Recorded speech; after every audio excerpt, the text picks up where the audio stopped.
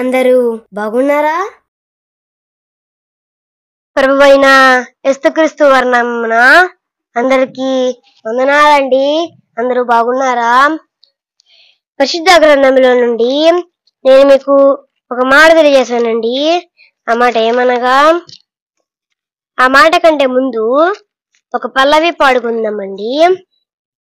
స్థిరపరచువాడవు, బలపరచువాడవు, పడిపోయిన చోటే నిలబెట్టువాడవు, ఘనపరచువాడవు, హెచ్చించువాడవు, మా పక్షము నిలచి జయమిచ్చువాడవు, ఏమైనా చేయగలవు, కథ మొత్తం మార్చగలవు, నీ నామముకే మహిమంతా తెచ్చుకుందువు, ఏమైనా చేయగలవు, కథ మొత్తం మార్చగలవు, నీ నామముకే మహిమంతా తెచ్చుకుందువు. యేసయ్యా యేసయ్యా నీకే నీకే సాధ్యము, యేసయ్యా యేసయ్యా నీకే నీకే సాధ్యము. ఆమేన్. మనం మళ్ళీ వాగ్దానంలోకి వెళ్ళిపోదామండి. చూడండి, ఎఫెసీయులకు రాసిన పత్రిక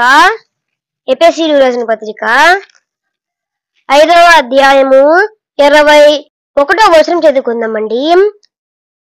క్రీస్తు నందలి భయముతో ఒక్కనినొకడు లోబడియుండుడి.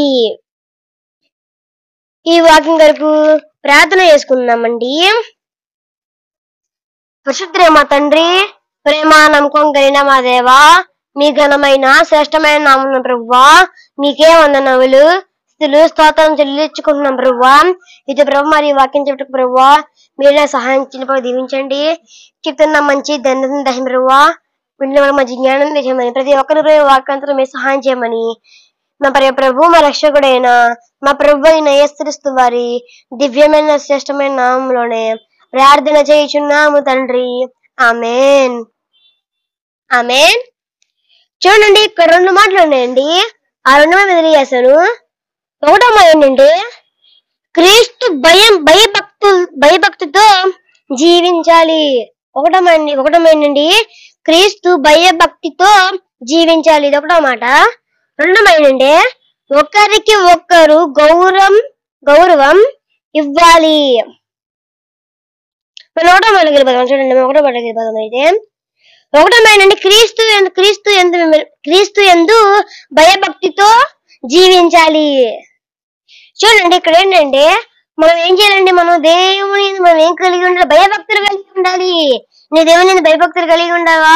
దేవుని వాక్యం అందు భయభక్తులు కలిగి ఉన్నావా? దేవుని ఆజ్ఞల ఎందు భయభక్తులు కలిగి ఉన్నావా? దేవుని మాట ఎందు భయభక్తులు కలిగి ఉన్నావా? దేవుని ప్రతి ఒక్కరు మనం ఏం చేయాలి, మంచి దానికి భయభక్తులు కలిగి ఉండాలి. ఫస్ట్ మనం ఏం చేయాలి, దేవునికి భయభక్తులు కలిగి ఉండాలి. దేవునికి నీవేమో దేవుని గౌరవం ఇవ్వాలి. దేవునికి నీవు ఆరాధన చేయాలండి, గౌరవంగా చేయాలి, దీన్ని ఆరాధన చేయాలి, భయభక్తులతో చేయాలి. ఇంకో మాట ఇచ్చినట్టు చూడండి, ఎక్కడ ఇంకో మాట ఉంది ఏంటంటే, క్రీస్తునందు భయభక్తులతో ఉండొచ్చు. ఇంకో ఏంటంటే, క్రీస్తుని భయముతో ఉండొచ్చు. మనము నీ భయముతో దేవునికి ఆరాధన చేయాలి. దేవుడు అంటే నీకు భయం కలిగి ఉండాలి. దేవుడు అంటే నీకు భయభక్తులు కలిగి ఉండాలి. నువ్వేం కలిగి ఉండాలంటే, నువ్వు దేవుని పట్ల 2 కలిగి ఏంటి, ఒకటి భయభక్తులు కలిగి ఉండాలి, రెండు భయం కలిగి ఉండాలి. నువ్వు భయం కలిగి ఉన్నావా? నీతిమంతుడు యేసుక్రీస్తు వారి పట్ల నువ్వు భయభక్తులు కలిగి ఉన్నావా? ఆయన ఎందు భయం కలిగి ఉండు, ఆయనకు భయపడు. లోకంలో ఎటువంటి వాటికి భయపడమాక, దేవునికి భయపడు చాలు. దేవునికి భయపడితే నీ మార్గము ఆయన స్థిరపరుస్తాడు, నిన్ను లేవనెత్తుతాడు, నిన్ను ఆ పాపమనే గుండం నిన్ను లేవనెత్తుతాడు. ఆయన ఏంటంటే, ఆయన ఏం చేశాడు, నిన్ను నీ పాపంలో నుండి, నీ పాప మార్గంలో నుండి నీ మార్గం స్థిరపరుస్తాడు. నీ మార్గం స్థిరపరిచి నేను లేవనెత్తాడు, నీ పాపాన్ని నేను లేవనెత్తాడు. అంటే మనం ఏం చేయకూడదండి, పాపానికి లోపడకూడదు, దేవునికి లోబడు. దేవునికి లోపడితే దేవునికి కనుక నువ్వు భయపడితే, దేవునికి భయపడితే, నువ్వు పాపానికి భయపడమాక, దేవునికి భయపడు. దేవునికి భయపడ్డావు నువ్వు ఎలా ఉంటావండి, దేవునితో నువ్వు ఉంటావు. దేవుడు నీ మార్గాన్ని స్థిరపరుస్తాడు, దేవుడు నిన్ను స్థిరపరుస్తాడు. దేవుడు నిన్ను నీ కుటుంబాన్ని కూడా బాగు చేస్తాడు. నీ కుటుంబం బాగుపడి ఏం చేయాలండి, నీవు నీ కుటుంబం ఏం చేయాలి, దేవునికి వెళ్ళి ఆయన చేయాలి. చూడమేనండి, మన కుటుంబం అంతా ఏం కలిగి ఉండాలండి, దేవునికి భయపడకూడదు. వాళ్ళు ఎక్కడ పడకూడదు, మనం దేవునికి భయపడాలి, దేవునికి భయభక్తులు కలిగి ఉండాలి. దేవునికి భయం ఉందా, దేవుడు అంటే నీకు భయం కలిగి ఉన్నదా, దేవుడు అంటే భయం కలిగి ఉండాలండి. చూడండి, నువ్వు కనుక భయం కలిగి ఉన్నా ఏం చేశాడు, నీ పాపమును నీ మార్గమును స్థిరపరుస్తాడు. నీ మార్గము స్థిరపడి నిన్ను బలపరుస్తాడు. నిన్ను బలపరిచి నీ మార్గం నుండి పాపము నుంచి నీ విముక్తి రప్పించి నిన్ను బలవంతుడిగా చేస్తాడు. నీ మార్గాన్ని స్థిరపరుస్తాడు. నువ్వేం చేయాలి, దేవుని దగ్గరికి వెళ్ళి ఆయనకు భయభక్తులు కలిగి ఉండాలి, ఆయన భయభక్తులు కలిగి భయపడాలి. ఇది ఒకటో మాట. మనం రెండో మాట వెళ్ళిపోదాం. చూడండి, రెండో మాటండి, ఒకరి ఒకరు గౌరవం ఇవ్వాలి. మన సంఘంలో మనం ఏం చేయాలంటే ఒకరిని ఒక గౌరవం ఉండాలి. మనము దేవుడి పిల్లమైన మనం ఏం చేయాలండి, వేరే వాళ్ళు గౌరవంగా ఉండాలి, గౌరవంగా వాళ్ళతో మాట్లాడాలి. గౌరవం పెద్దలను మనం ఏం కలిగి ఉండాలంటే, పెద్దలను మనము గౌరవం కలిగి ఉండాలి. చూడండి, ఎవరైతే దేవునికి లోబడతారో, దేవునికి ఆరాధన చేయడానికి ఇష్టపడతారు అన్నదండి, దేవుడి వాళ్ళ మార్గాన్ని స్థిరపరుస్తాడు. అందుకే మనం ఏం చేయాలి, దేవునికి భయపడాలి. దేవుని మనం ఏం చేయాలి, దేవుని మనం కృతజ్ఞతాస్తుతులు చెల్లించాలి. చూడండి, ఇక్కడ దేవుడు చేసిన ప్రతి పనికి మనం ఏం చేయాలి, కృతజ్ఞతలు చెల్లించాలండి.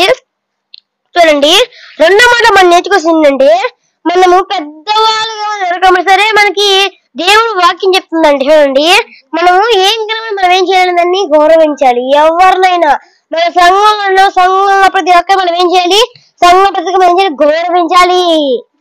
నువ్వు దేవుని పట్ల పిల్లలు ఏం చేయాలండి, సంఘంలో ప్రతి ఒక్కరిని గౌరవించాలి.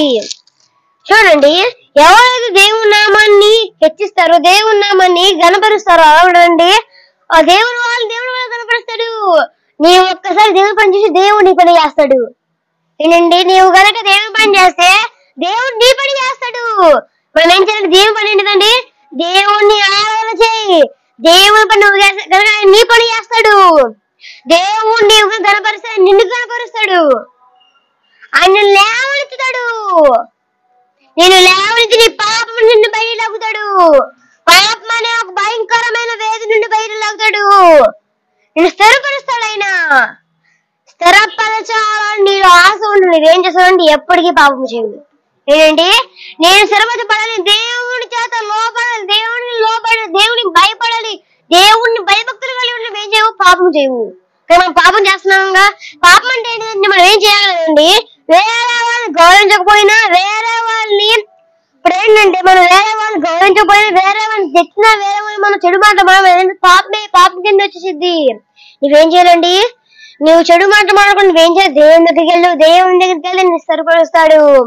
నీ పాపాన్ని దేవుని దగ్గర ఒప్పుకో. నీ పాపాన్ని నీ దేవుని దగ్గర ఒప్పుకుంటే దేవుడు నిన్ను క్షమిస్తాడు. నిన్ను దేవుడు క్షమించి నిన్ను పరలోకమునికి చేరుస్తాడు. దేవుని దగ్గర నిన్ను స్థిరపరిచి, నిన్ను బలపరిచి, నిన్ను లేవనెత్తుతాడు. నిన్ను గణపరుస్తాడు. నీవు కనుక ఆయన గణపరుస్తాడు, ఏం చేస్తాడు, నీవు కనుక ఆయన గణపరుస్తాడు, నువ్వేం చేస్తాడైనా ఆయన నిన్ను గణపరుస్తాడు. ఫస్ట్ నువ్వు కనుక ఆయన నీ పని చేస్తాడు. నీవు కనుక ఆయన పని చేసావు, ఆయన నీ పని చేస్తాడు. ఇది ఇక్కడ మాట. దేవుడు ఈ మాటలు దీవించును గాక. ఆమేన్. అందరి కొరకు ప్రార్థన చేసుకుందామండి. పరిశుద్ధుడైన మా తండ్రి, ప్రేమ నమ్మకం కలిగిన మా దేవా, మీ ఘనమైన శ్రేష్టమైన నామం ప్రభువా, మీకే వందనములు స్తుతులు స్తోత్రం చెల్లించుకున్న ప్రభువా.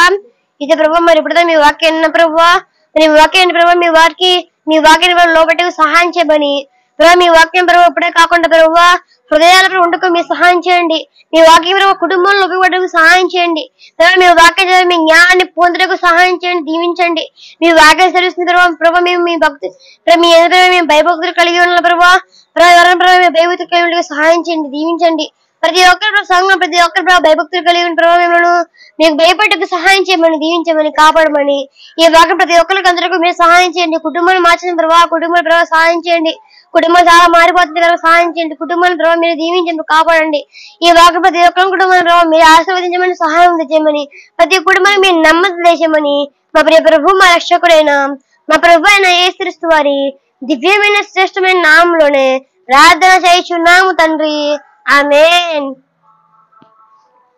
అందరికీ వందనాలండి.